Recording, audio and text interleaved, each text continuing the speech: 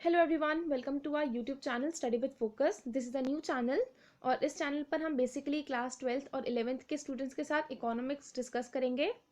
आज के video lecture में हम इकोनॉमिक्स क्लास 12th का सब्जेक्ट इंडियन इकोनॉमिक डेवलपमेंट का एक छोटा सा इंट्रोडक्शन लेंगे और साथ ही साथ इसका चैप्टर 1 स्टार्ट करेंगे। So without wasting any further time, let's be quick and study with focus. Indian economic development, ये बुक आज से 1 या 2 सेशन पहले तक क्लास 11th के पास थी, पर अब इसको सीबीएसई ने क्लास 12th के साथ कर दिया है। इस बुक को मैंने 4 मेजर पार्ट्स में डिवाइड कर दिया, जैसे कि आप देख सकते हो। तो हम इस बुक को इन 4 मेजर पार्ट्स में ही डिस्कस करेंगे, ऐसे हमें ईजी भी रहेगा और हमें याद करने में भी आसानी होगी। फर्स्ट इसका मैंने पार्ट लिया है डेवलपमेंट पॉलिसी एंड एक्सपीरियंसेस, जो कि है 1947 टू 1919। बच्चे, इस पार्ट में हम कवर करेंगे कि इंडिया में जितनी भी पॉलिसीज़ आई और इंडिया ने क्या क्या एक्सपीरियंस करा। उसमें आ जाएगा हमारी India economy on the eve of independence. जब हमारा भारत आज़ाद हुआ था, हमारा देश आज़ाद हुआ था, तब हमारी इकोनॉमी कैसी थी। उसके बाद आ जाएगा 5 years प्लान ऑफ इंडिया। आपको पता है कि इंडिया में बजट डिस्कस होता है, तो उन प्लान्स में, उन बजट में इंडिया कैसे रिएक्ट करता था उस टाइम पर। उसके बाद आ गया एग्रीकल्चर। आपको पता है कि हमारी इंडिया जो है वो एग्रीकल्चर पे कितना ज़्यादा डिपेंडेंट है और उस शुरू से ही डिपेंडेंट है, तो हम उस चीज़ को भूल नहीं सकते। हमें एग्रीकल्चर का भी एक बहुत इंपॉर्टेंट चैप्टर है जो डिस्कस करना है। उसके बाद 1947 से 1990 तक जितनी भी इंडस्ट्रीज़ ने ग्रोथ करी इंडिया में, हम उसको डिस्कस करेंगे। और ऐसे हमारा फर्स्ट जो है हमारा पार्ट बुक का डेवलपमेंट पॉलिसी एंड एक्सपीरियंसेस वो चलेगा। सेकेंड पार्ट मैंने डिवाइड करा है, इसमें इकोनॉमिक रिफॉर्म सिंस 1991। इसको NEP, न्यू इकोनॉमिक पॉलिसीज़ भी कहा जाता है। जब आप क्लास 12 से पास आउट हो जाएंगे और ग्रेजुएशन में एडमिशन लेंगे, तो आपको कहीं ना कहीं किसी ना किसी सब्जेक्ट में, चाहे आप आर्ट्स में जाएं चाहे आप कॉमर्स में जाएं, आपको किसी ना किसी सब्जेक्ट में ये NEP रिफॉर्म्स, ग्लोबलाइजेशन, लिबरलाइजेशन और प्राइवेटाइजेशन, जो हमारे रिफॉर्म्स 1991 में हुए थे, ये पढ़ने को ज़रूर मिलेगा। और कई सब्जेक्ट्स में तो इनके ऊपर पूरी बुक ही है। थर्ड पार्ट में हम डिस्कस करेंगे current challenges facing by Indian economy. अगर आपने नोटिस करा होगा तो पहले हमने डिस्कस करा है जो हो चुका है 1947 टू 1990, और अब हम डिस्कस करेंगे पार्ट थर्ड में जो अभी करंट चैलेंजेस हम फेस कर रहे हैं, जैसे कि poverty, human capital formation, rural development. Rural development मतलब जो हमारे ग्रामीण इलाके हैं वो किस तरह से डेवलप हो रहे हैं, राइट। अर्बन जो होता है वो होता है हमारे शहरी इलाके, और रूरल डेवलपमेंट होती है ग्रामीण इलाकों के लिए। उसके बाद एम्प्लॉयमेंट एंड अनएम्प्लॉयमेंट, इन्फ्लेशन, और इसके साथ साथ इंफ्रास्ट्रक्चर, जो कि बहुत छोटा चैप्टर है पर बहुत इंपॉर्टेंट चैप्टर है। और हमारा और सेकेंड टॉपिक का लास्ट पार्ट है एनवायरनमेंट एंड सस्टेनेबल डेवलपमेंट। इसी के साथ हमारा लास्ट एंड फोर्थ पार्ट आ जाता है development experiences of India, a comparison. तो हमारे जो फोर्थ यूनिट है, हम इसमें एक कंपैरिजन करेंगे इंडिया का, इंडिया की नेबरहुड कंट्रीज, स्पेसिफिकली इंडिया और चाइना के साथ, कि उनकी डेवलपमेंट और हमारी डेवलपमेंट में क्या कंपैरिजन, क्या डिफरेंस आया है। So let's start with the very first chapter of our book, Indian Economy on the Eve of Independence. बच्चे, इस चैप्टर में हम डिस्कस करेंगे 6 कोर पॉइंट्स को, जो किसी भी इकोनॉमी के बारे में हमें बताता है कि वो इकोनॉमी जो है वो बैकवर्ड है या फिर डेवलपिंग है। वो जो इकोनॉमी के बारे में हम बात कर रहे हैं वो ग्रो कर रही है या नहीं कर रही, वो बैकवर्ड चल रही है या फिर एक डेवलपिंग इकोनॉमी है। इसे जज करने के लिए हमारे पास 6 कोर पॉइंट्स होते हैं। और इंडिया की इकोनॉमी जब इंडिपेंडेंस हुई थी 1947 में, तब वो बैकवर्ड थी या डेवलपिंग, उसे जज करने के लिए भी हम यही 6 पॉइंट ही यूज़ करेंगे। पहला पॉइंट इसमें आता है जो कि मोस्ट इंपॉर्टेंट है और जिसपे बहुत सारे क्वेश्चंस भी पूछे जाते हैं, एग्रीकल्चर सेक्टर, कि हमारा एग्रीकल्चर सेक्टर कैसा था। इसके बाद सेकंड पॉइंट आ जाता है स्टेट ऑफ इंडस्ट्रियल सेक्टर। किसी भी कंट्री की इंडस्ट्रीज कैसी ग्रो कर रही हैं, उससे बहुत ज़्यादा पता चलता है कि वहाँ पे डेवलपमेंट कैसी चल रही है, वहाँ की ग्रोथ कैसी होगी। तो सेकंड हमारा पॉइंट हो जाएगा इसके लिए स्टेट ऑफ इंडस्ट्रियल सेक्टर।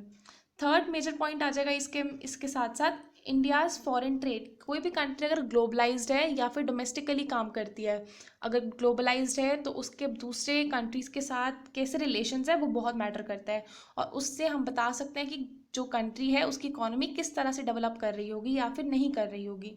तो थर्ड इंपॉर्टेंट पॉइंट है हमारे लिए state of India's foreign trade.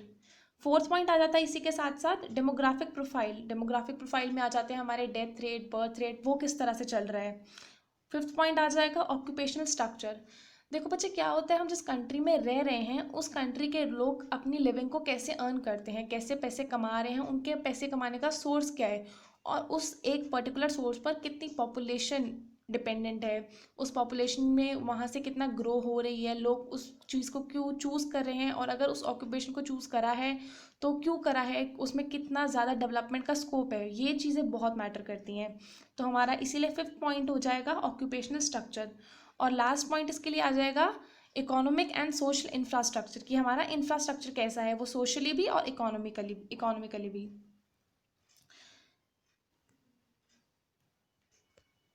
तो अगर हम फर्स्ट पॉइंट अपनी चैप्टर का डिस्कस करना स्टार्ट करें, तो फर्स्ट पॉइंट है agriculture sector. Agriculture sector on the eve of independence, उसके कुछ बेसिक पॉइंट्स थे जिससे पता चलता है कि हमारी इकोनॉमी एग्रीकल्चर के पॉइंट ऑफ व्यू से कैसी थी। तो इसका ए पॉइंट है लो प्रोडक्टिविटी। हमारे पास इतना बड़ा सेक्टर है, हमारे पास इतनी बड़ी जगह है प्रोडक्शन के लिए एग्रीकल्चर सेक्टर के पास, फिर भी लो प्रोडक्टिविटी थी। Second, excessively dependent upon rainfall. India एक ऐसी कंट्री था उस टाइम पर जो रेनफॉल के ऊपर बहुत ज़्यादा डिपेंडेंट करता था। अब आप समझ सकते हैं कि अगर कोई कंट्री है जो बहुत ज़्यादा एग्रीकल्चर पे डिपेंडेंट है और उसके बाद वो रेनफॉल पे डिपेंड हो रही है, तो वो बैकवर्ड होगी या फिर डेवलपिंग, राइट? वो बैकवर्ड होगी, क्योंकि अगर रेन अच्छी हुई तो उनकी प्रोडक्शन अच्छी होगी, बट अगर सपोज रेन ही अच्छी नहीं हुई, बारिश ही नहीं होती, या बारिश बहुत ज़्यादा हो जाती है, बाढ़ आ जाती है, तो वो कुछ कर नहीं सकते उस केस में। Third point is owner of the soil versus tiller of the soil. उस टाइम पर दो चीज़ें थी कि ज़मीन का मालिक कोई और होगा और ज़मीन पे काम कोई और करेगा।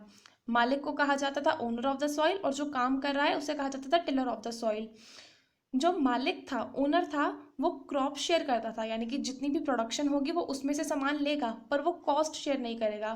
खेती करने के लिए जितनी भी कॉस्ट आती है, इरिगेशन के लिए, सीड्स के लिए, फर्टिलाइजर्स के लिए, वो शेयर नहीं करेगा। और जो वहाँ पे फार्मर्स थे वो इतने ज़्यादा पुअर थे कि उनके लिए कॉस्ट निकालना ही बहुत मुश्किल था। उस टाइम पे जो फार्मिंग थी वो सबसिस्टेंस फार्मिंग की जाती थी उस समय पर। सबसिस्टेंस फार्मिंग मतलब जो फार्मिंग है वो अपनी फैमिली के लिए और अपनी नीड्स को पूरा करने के लिए की जाती थी, ना कि उसको बिजनेस पर्पज से किया जाता था। जैसे कि यहाँ पे मैंने डेफिनेशन दे रखी है, subsistence farming means the crops raised are intended to provide the basic needs of the family with very little surplus। अगर surplus होगा तो बहुत कम होगा, अदरवाइज तो अगर आप अपनी फैमिली के लिए और अपने घर के लिए कुछ करते हैं तो उसमें से आपको surplus नहीं मिलेगा, बट स्टिल अगर surplus मिलता है तो वो बहुत कम होगा। और जो उस समय जो फार्मर्स थे वो स्मॉल और फ्रेगमेंटेड थे, यानी कि जितने भी किसानों के पास ज़मीन थी वो बहुत थोड़ी ज़मीन थी, और अगर किसी के पास एक से ज़्यादा ज़मीन के टुकड़े थे तो वो एक जगह नहीं थे, वो बिखरे हुए थे, एक टुकड़ा यहाँ तो दूसरा टुकड़ा बहुत दूर जाकर। तो एक तो ज़मीन है उनके पास बहुत छोटी, ऊपर से जो उनकी लैंड होल्डिंग है वो बहुत कम है। इसके साथ जो डी पॉइंट है वो बहुत इंपॉर्टेंट है, land revenue system under British Raj. इस टाइम क्या था, एक ट्रायंगुलर सिस्टम बना रखा था ब्रिटिश गवर्नमेंट ने।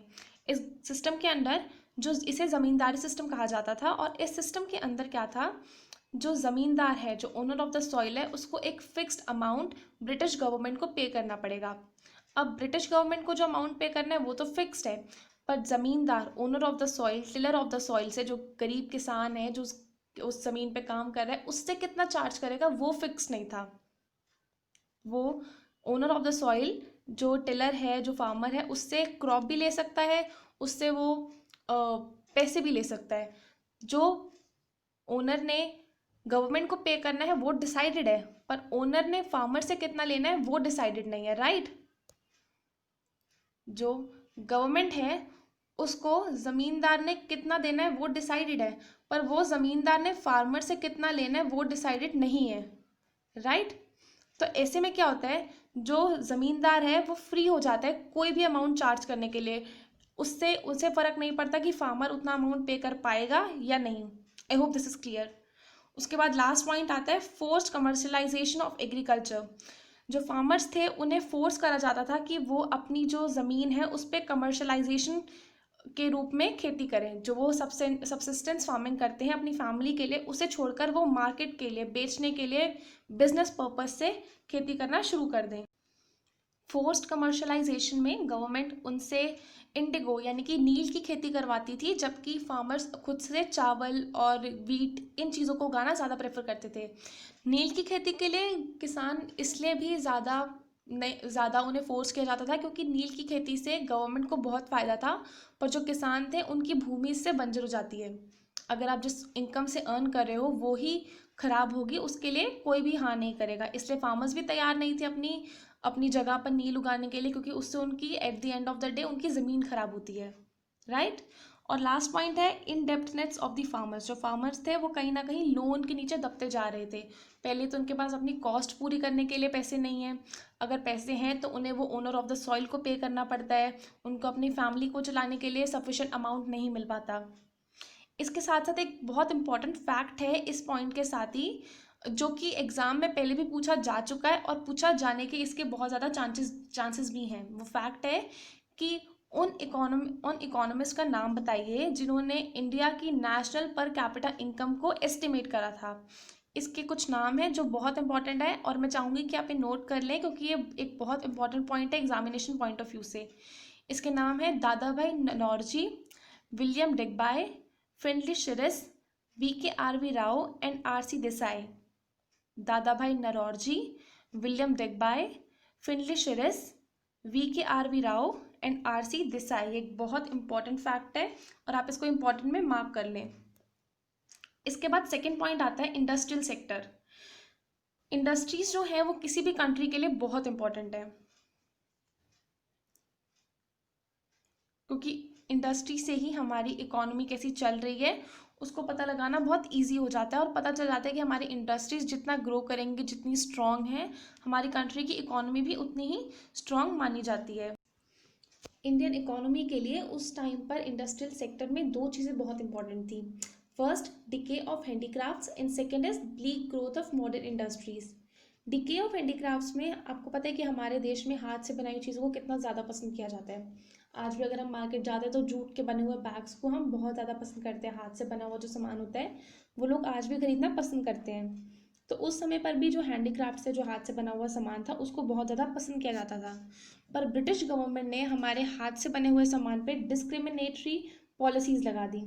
इन पॉलिसीज़ से क्या हुआ कि हमारे कंट्री से जो रॉ मटेरियल है, जो कच्चा माल जिसे कहा जाता है, जैसे कि अगर हम रुई का सामान बनाना चाहते हैं तो रुई, अगर हम सिल्क के कपड़े बनाना चाहते हैं तो सिल्क, उसे कच्चा माल यानी कि रॉ मटेरियल कहा जाता है। तो इंडिया से बाहर की कंट्रीज़ में यानी कि ब्रिटिश कंट्री में उसको फ्री, टैक्स फ्री एक्सपोर्ट किया जाता था, और वहाँ से फिनिश गुड्स, जो फिनिश प्रोडक्ट्स होते थे, जो पूरे बने हुए प्रोडक्ट्स होते थे, उनको इंडिया में ही इंपोर्ट करके बेचा जाता था।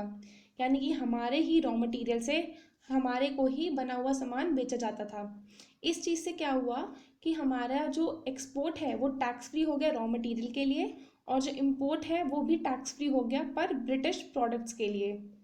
इसी के साथ साथ उन्होंने इंडिया के जो हैंड क्राफ्ट्स हैं उसको एक्सपोर्ट करने का पर बहुत ज़्यादा हेवी ड्यूटी लगा दी। यानी कि अगर आपको इंडिया का कोई भी सामान बाहर एक्सपोर्ट करना है तो आपको बहुत ज़्यादा हेवी चार्जेस पे करने पड़ेंगे। इसी के साथ साथ क्या हुआ, जब हमारा रॉ मटेरियल बाहर जाने लगा और बाहर से बनके फिनिश गुड्स आने लगे, तो हमारे जो इंडियन प्रोडक्ट्स थे उन्होंने अपनी वैल्यू ही खो दी, इंडियन मार्केट में भी और इंटरनेशनल मार्केट में भी और डोमेस्टिक मार्केट में भी, दोनों मार्केट्स में उन्होंने अपनी जो वैल्यू है वो खो दी। इसी के साथ साथ उस वो एक ऐसा एरा था जहाँ पर राजा महाराजा नवाब इनका राज खत्म होते जा रहा था। तो जो प्रिंसली कोर्ट्स थे वो ही डिसअपियर होने लग गए। अगर आपने हिस्ट्री पढ़ी होगी तो आपको पता होगा कि हमारे जितने भी राजा महाराजा नवाब ये थे, वो हाथ से बने हुए सामान को बहुत ज़्यादा पसंद करते थे, और डिसअपियरेंस ऑफ प्रिंसली कोर्ट्स की वजह से जो हैंडीक्राफ्ट का सामान था इसकी इसकी जो वैल्यू थी वो और कम होने लग गई। बाहर से जितना भी सामान आता था ब्रिटिश गवर्नमेंट का वो सारा मशीन मेड होता था। तो मशीन में जो सामान था उसका कंपटीशन अब इंडिया के प्रोडक्ट से होने लग गया, जिससे एक न्यू डिमांड आ गई इंडिया के लोगों में। अगर बाहर से कोई सामान आएगा तो लोगों के लिए वो जो मॉडर्न सामान है, जो बाहर का सामान है, उसके लिए एक डिमांड आई, एक इच्छा आई कि हमें वो खरीदना है। इस न्यू डिमांड से, इस न्यू पैटर्न ऑफ डिमांड से क्या हुआ, बाहर के जो मशीन प्रोडक्ट्स हैं वो हमारे इंडियन प्रोडक्ट्स को बीट करने लग गए, और हमारे प्रोडक्ट्स की वैल्यू हमारे इंडियन प्रोडक्ट्स की वैल्यू जो थी वो और ज़्यादा कम होने लग गई। तो ये 3 पॉइंट्स इसमें बहुत ज़्यादा इंपॉर्टेंट है। इसी के साथ सेकेंड इंपॉर्टेंट पॉइंट है इसका, bleak growth of modern industries. India की जो मॉडर्न इंडस्ट्री की ग्रोथ थी वो बहुत ज़्यादा स्लो थी। इसी के साथ साथ इंडिया में जो कपड़ा उद्योग, जो टेक्सटाइल मिल्स थी वो बहुत ज़्यादा कम थी, और जो थी वो बहुत कम थी। उन्हीं के साथ साथ आयरन और स्टील इंटरप्राइजेज जो थी वो भी कम थी पर थी। और यहाँ पर एक बहुत इंपॉर्टेंट क्वेश्चन रेज होता है कि टाटा कंपनीज ने अपनी स्टील कंपनी कब लॉन्च करी, तो वो उसका आंसर आ जाएगा Tata iron and steel was founded in 1907। इसी के साथ साथ उस समय पर वर्ल्ड वॉर 1 और वर्ल्ड वॉर 2 भी हुए थे, जिसकी वजह से हमारे इंडस्ट्रियल गुड्स की बहुत ज़्यादा कमी हो गई थी। कैपिटल गुड्स की इंडस्ट्री तो इंडिया में पहले भी नहीं थी और जो हमारे इंडस्ट्रियल गुड्स थे वो भी कम होने लग गए थे। थर्ड इंपॉर्टेंट पॉइंट यहाँ पे आता है फॉरेन ट्रेड। फॉरेन ट्रेड यानी कि जो हमारी कंट्री है वो जो ट्रेड है, जो व्यापार है, वो अपनी कंट्री में करती है या फिर बाहर की कंट्रीज के साथ करती है। एक कंट्री का अपनी डोमेस्टिक मार्केट से उठकर इंटरनेशनल मार्केट में दूसरी कंट्रीज के साथ जाके ट्रेड करना फॉरेन ट्रेड कहा जाता है। और जो कंट्री अपनी कंट्री के साथ साथ दूसरी कंट्रीज में भी ट्रेड करती है उसे ग्लोबलाइज्ड कंट्री और ग्लोबलाइज्ड इकोनॉमी कहा जाता है। तो उस समय जो हमारा फॉरेन ट्रेड था उसमें, जैसे कि मैंने आपको पहले भी बताया, हमारे जो प्राइमरी प्रोडक्ट्स थे, हमारा जो रॉ मटेरियल था, जैसे कि सिल्क, कॉटन, इंडिगो, शुगर, ये एक्सपोर्ट होता था बाहर। और जो इम्पोर्ट था वो ब्रिटिश के हमारे फाइन प्रोडक्ट्स इंपोर्ट होते थे। जो फिनिश गुड्स थे वो ब्रिटिश से इंपोर्ट होते थे और हमारे जो रॉ मटेरियल था वो ब्रिटिश में एक्सपोर्ट हो जाता था। इसी के साथ साथ हमारी जो फॉरेन ट्रेड है उस पर मोनोपोली हो गई ब्रिटिश गवर्नमेंट की। मोनोपोली मतलब सिर्फ एक ही कंपनी या एक ही कंपनी या एक ही फर्म जो है वो एक चीज़ को कंट्रोल कर रहा है। यानी कि इंडिया के पास अपना सामान बनाने के लिए चीज़ें ही बहुत कम बची थी, क्योंकि सारा रॉ मटेरियल बाहर एक्सपोर्ट हो रहा था और बाहर से आने वाली सिर्फ एक ही कंट्री थी, वो थी ब्रिटिश कंट्री। तो इसलिए जो ब्रिटिश गवर्नमेंट थी उनकी मोनोपोली हो गई, यानी कि अगर हमें कुछ भी चाहिए तो हमें ब्रिटिश गवर्नमेंट से ही खरीदना पड़ेगा। इसके साथ साथ हमारी जो ट्रेड है वहाँ पे सरप्लस होने लग गया। सरप्लस मतलब माना जाता है कि वो कंट्रीज़ जो एक्सपोर्ट ज़्यादा करें और इम्पोर्ट कम करें वो बहुत अच्छी होती हैं। पर अगर हम इंडिया के केस में देखें तो एक्सपोर्ट हो रहा था रॉ मटेरियल का, जो कि नहीं होना चाहिए, और इम्पोर्ट हो रहे थे फिनिश गुड्स, जो कि नहीं होने चाहिए। तो इस सिचुएशन में जहाँ हमें सरप्लस हो रहा था, एक्सपोर्ट ज़्यादा थे इम्पोर्ट से, फिर भी इस चीज़ का कोई बेनिफिट नहीं था। और अगर हम माना जाए कि इसके सरप्लस का जो मनी है वो कहाँ यूज़ हो रहा है, तो उस सरप्लस का मनी भी ब्रिटिश गवर्नमेंट अपने लिए यूज़ कर रही थी, ना कि इंडिया की डेवलपमेंट पर। हमारा फोर्थ पॉइंट आता है डेमोग्राफिक प्रोफाइल। इसका फर्स्ट पार्ट है birth rate and death rate, यानी कि हमारा जन्म दर और मृत्यु दर क्या है। तो 1947 में on the eve of independence India की इकोनॉमी में डेमोग्राफिक प्रोफाइल में बर्थ रेट और डेथ रेट दोनों ही बहुत ज़्यादा थे। बर्थ रेट था 48 पर 1000 और डेथ रेट था 40 पर 1000। इसी के साथ साथ सेकंड पॉइंट है infant morality rate. Infant mortality rate होता है कि 1 साल की उम्र से छोटे बच्चे, वो बच्चे जिनकी एज अभी 1 साल से कम है, उनकी कितनी ज़्यादा डेथ हुई है। आप समझ सकते हो कि वो बच्चे जो भी 1 साल से भी छोटे, उनकी डेथ होने का क्या क्या इंडिकेट करता है, कि इंडिकेट करता है कि आपकी कंट्री पे हॉस्पिटल का जो हालात है वो बहुत ज़्यादा वीक है। अगर आपके पास आपकी हॉस्पिटल्स में इतनी भी फैसिलिटीज़ नहीं है कि छोटे बच्चों को बचाया जा सके या फिर जो इतना ज़्यादा डेथ रेट है वो कम किया जा सके, तो इससे क्या पता चलता है कि इंडिया की इकोनॉमी या फिर वो जो कंट्री है उसकी इकोनॉमी बैकवर्ड है। इसके साथ थर्ड पॉइंट आता है लाइफ एक्सपेक्टेंसी रेट, यानी कि आप एक एवरेज पर्सन की लाइफ कितनी एक्सपेक्ट करते हैं।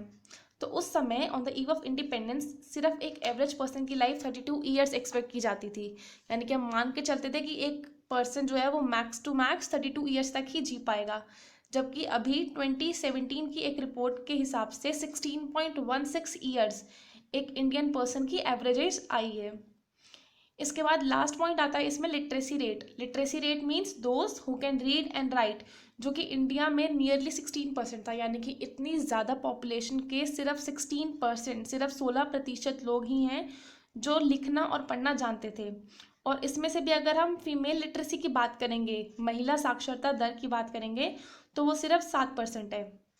इस पॉइंट में इन्फेंट मोरालिटी रेट बहुत इंपॉर्टेंट है, आप इसको मार्क कर लीजिएगा और इसको अच्छे से पढ़िएगा, क्योंकि ये 1 मार्कर क्वेश्चन में बहुत बार पूछा जा चुका है और पूछा जाता भी है। इसके बाद फिफ्थ पॉइंट आता है ऑक्यूपेशनल स्ट्रक्चर, यानी कि हमारी कंट्री में लोग क्या काम कर रहे हैं, किस जगह अपना टाइम इन्वेस्ट कर रहे हैं और कैसे पैसे कमा रहे हैं। तो आपको पता है कि हमारे पास 3 सेक्टर्स हैं बेसिकली, प्राइमरी, सेकेंडरी और टर्शरी सेक्टर। इसी के बेस्ड पर ही इंडिया का ऑक्यूपेशनल स्ट्रक्चर था। First is agriculture sector. इसको हम प्रिंसिपल सोर्स मानते हैं क्योंकि उस टाइम पर भी अराउंड 72.7% वर्किंग पॉपुलेशन एग्रीकल्चर के ऊपर डिपेंडेंट थी। Second is industries. इंडस्ट्रीज में आते हैं only 10% of population of working population, यानी कि इंडिया में जितने भी लोग काम कर रहे हैं उसमें से सिर्फ 10% ही इंडस्ट्रीज पे यानी कि सेकेंडरी सेक्टर से कमा रहे थे। थर्ड इज टर्शरी सेक्टर, जहाँ पे 17.3% वर्किंग पॉपुलेशन काम कर रही थी। 72.7%, 10% एंड 17.3% पॉपुलेशन काम कर रही थी। आपको इन डाटा से पता लग ही जाता है कि कितनी ज़्यादा अनबैलेंस्ड ग्रोथ है। एक ही सेक्टर के अंदर इतनी ज़्यादा 72% पॉपुलेशन लगी हुई है और वो सेक्टर पर भी अगर हमने ध्यान दिया तो वो इतना डेवलप है ही नहीं। इसे कहते हैं अनबैलेंस्ड ग्रोथ, और इससे होने वाली डेवलपमेंट को हम बैकवर्ड डेवलपमेंट कहते हैं। ये डेवलपमेंट ही नहीं है, ये बैकवर्डनेस है। इसके साथ ही हमारा चैप्टर का लास्ट पॉइंट आता है इंफ्रास्ट्रक्चर, जो कि हमारा 6th पॉइंट है। इंफ्रास्ट्रक्चर का मतलब होता है कि हमारी कंट्री में रोड्स, ब्रिजेस, कम्युनिकेशन की चीज़ें वो कैसी हैं, किस हद तक डेवलप या फिर अंडर डेवलप हैं। तो इंडिया में उस समय पर इंफ्रास्ट्रक्चर ने ग्रो करना स्टार्ट कर दिया था। हमारे पास ट्रांसपोर्टेशन के और कम्युनिकेशन के बहुत ज़्यादा अच्छे रिसोर्सेज आ गए थे। इंडिया में रेलवे का इंट्रोडक्शन हो गया था और इसी के साथ साथ पोस्ट और टेलीग्राफ ने भी अपनी जगह बना ली थी। रोड्स, ब्रिजेस, इन सब की कंस्ट्रक्शन होना शुरू हो गया था। पर इन सारी जितनी भी ग्रोथ है किसी भी कंट्री में, रोड्स बनना, रेलवेज आना, ये बहुत अच्छी चीज़ है। तो इसका क्या मतलब है कि जो ब्रिटिश गवर्नमेंट है उन्होंने ये किस मोटिव से करा था? इसके पीछे ब्रिटिश गवर्नमेंट का सिर्फ एक ही एजेंडा था कि उनकी ब्रिटिश इकोनॉमी जो है वो ज़्यादा से ज़्यादा डेवलप हो, और इसी के साथ साथ क्या हो रहा था कि जो इंडियन इकोनॉमी है वो और ज़्यादा एक्सप्लॉइट हो रही थी, यानी कि ब्रिटिश इस चीज़ों से भी ब्रिटिश गवर्नमेंट का ही डेवलपमेंट हो रहा था। इसी के साथ ये चैप्टर खत्म हो जाता है, पर इसमें एक और इम्पॉर्टेंट क्वेश्चन इंक्लूड कर देती है कभी कभी सीबीएसई की, उन पॉजिटिव इम्पैक्ट्स को बताइए जो ब्रिटिश गवर्नमेंट के होते इंडिया में आए थे। तो अब हम बात करते हैं positive impact of British rule in India. तो ब्रिटिश रूल से इंडिया में बेसिकली 4 मेजर पॉइंट्स से इम्प्रूवमेंट हुई है। First is farming gradually come to be accepted as a business rather than a mean of subsistence farming.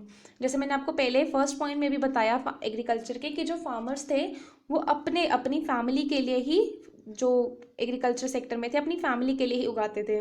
पर British government के आने के बाद क्या हुआ, लोगों ने फार्मिंग को एज अ बिजनेस ट्रीट करना शुरू कर दिया, और ये बहुत अच्छी चीज़ है।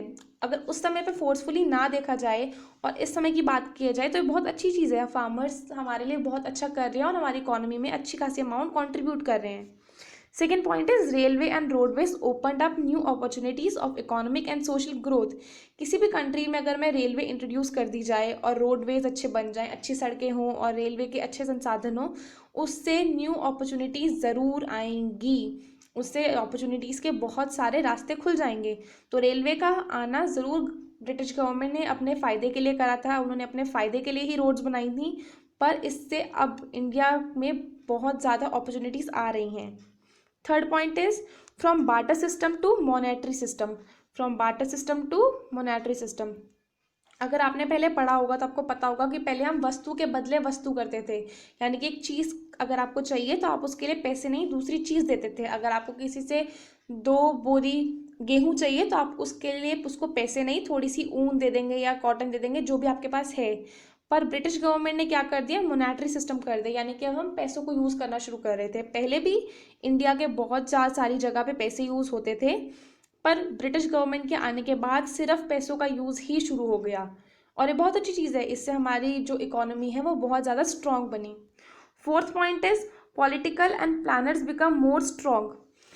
ब्रिटिश गवर्नमेंट के आने के बाद आपको पता है कि हमारे जितने भी फ्रीडम फाइटर्स हैं उन्होंने अपने बहुत स्ट्रॉन्ग ओपिनियंस रखे, और उन्हीं की मेहनत का नतीजा है कि इंडिया आज़ाद हो गया था। तो उनके आने से क्या हुआ, हमारे जितने भी प्लानर्स हैं, जो भी प्लान करते हैं हमारी इकोनॉमी के लिए, हमारी गवर्नमेंट के लिए, और जितने भी पॉलिटिशियंस हैं, उनकी जो थिंकिंग है वो और स्ट्रांग हो गई। उन्होंने और वाइडर एस्पेक्ट पे सोचना शुरू कर दिया, उन्होंने हमारी इकोनॉमी के लिए और अच्छी प्लानिंग्स प्लॉटिंग्स करनी शुरू कर दी। इससे भी हमारी कंट्री को बहुत ज़्यादा बेनिफिट हुआ। अब हमारा लास्ट टॉपिक है important questions from examination point of view. ये कुछ 5 क्वेश्चंस मैंने यहाँ लिखे हैं जो एग्ज़ाम के पॉइंट ऑफ व्यू से बहुत ज़्यादा इंपॉर्टेंट है, हम इन्हें डिस्कस करेंगे। तो first question is explain commercialisation of agriculture and when did it become. आपको एग्रीकल्चर का कमर्शलाइजेशन को समझाने के लिए कहा गया है, जो कि हमने फर्स्ट पॉइंट एग्रीकल्चर में डिस्कस करा था।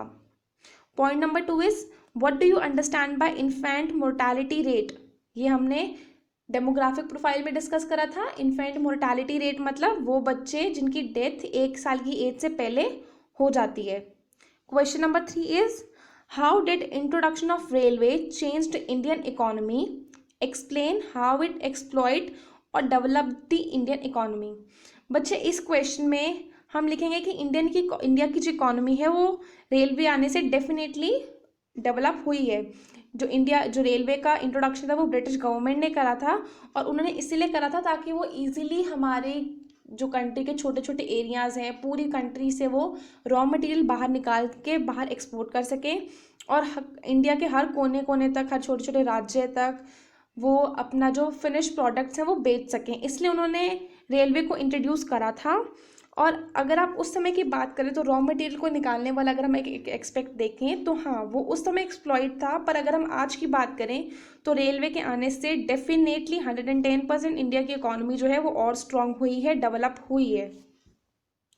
Fourth point is what were the main causes of India's backwardness in agriculture sector. इसमें जो मैंने फर्स्ट एग्रीकल्चर के पॉइंट्स बताए थे, लो प्रोडक्टिविटी, हमारा रेनफॉल पे इतना ज़्यादा डिपेंडेंट होना, ओनर ऑफ द सॉइल और tiller of the soil, small and fragmented land holdings, substances farming, land revenue system, forced commercialisation, वो सारे पॉइंट्स इसमें अगर आप एक्सप्लेन कर देंगे तो आपको फुल मार्क्स मिल जाएंगे। Fifth question is highlight the silent feature of India's pre independence occupational structure. Occupational structure में आप वही एक्सप्लेन करेंगे कि हमारे 3 सेक्टर्स हैं, प्राइमरी, सेकेंडरी और टर्शरी, और उनमें जो है बहुत अनबैलेंस्ड ग्रोथ थी। इसी के साथ हमारा first chapter Indian economic development का ख़त्म होता है। अगर आपको कुछ पूछना है, कोई डाउट है, तो आप कमेंट सेक्शन में पूछ सकते हैं। और अगर आपने ये PDF नोट करा था तो वेल एंड गुड, बट अगर नहीं करा तो नीचे डिस्क्रिप्शन बॉक्स में ये PDF प्रोवाइडेड है। थैंक यू, और if you like the video then please subscribe it.